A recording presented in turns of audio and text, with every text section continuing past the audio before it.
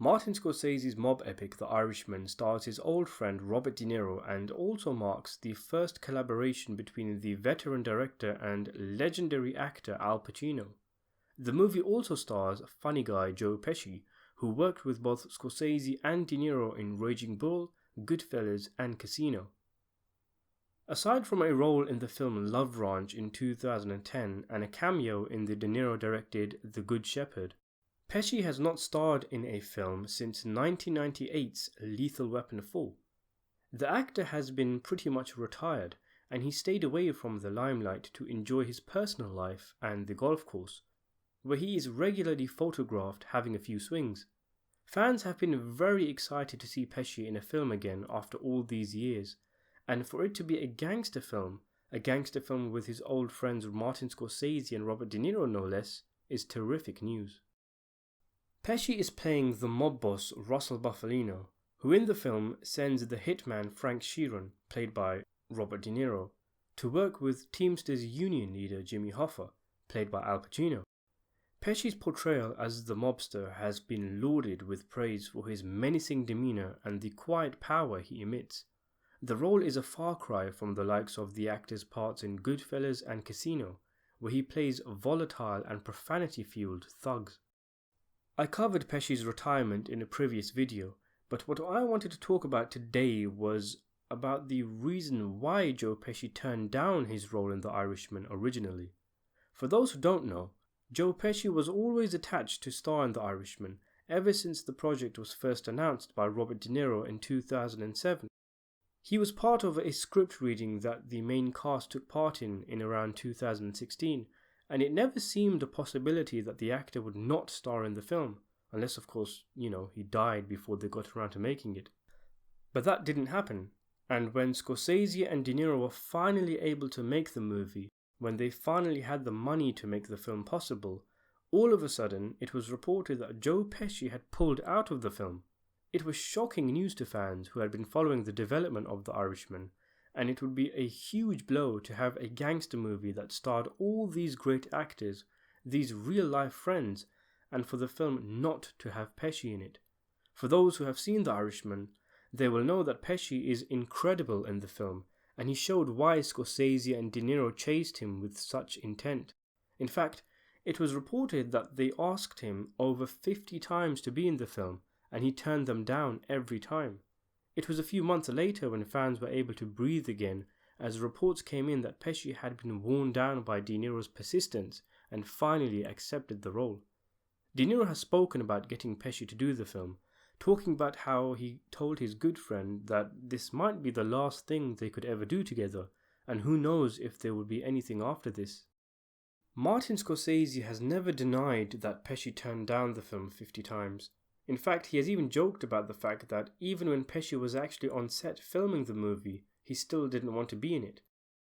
But why did he originally turn it down? And what convinced him to do a U-turn and agree to be in the film?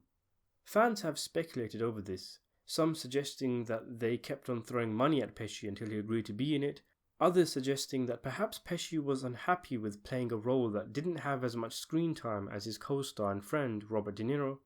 Some say that the whole thing was a publicity stunt and he was always going to be in the film. But most feel that it's simply a case of Pesci wanting to enjoy his retirement.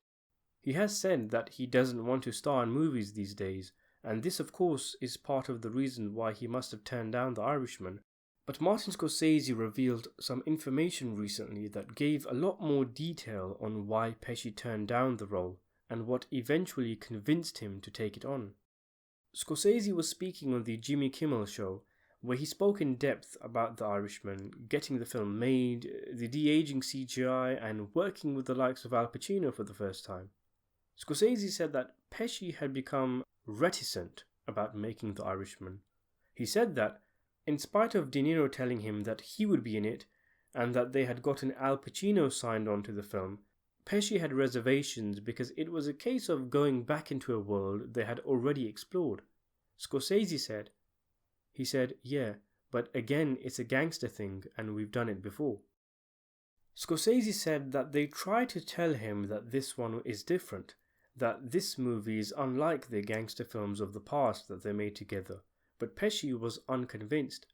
Scorsese goes on to say that when Netflix acquired the rights to the film and they were starting to get the ball rolling, Pesci started to take phone calls between him and Scorsese more seriously, and he raised his concerns again with making another mob picture.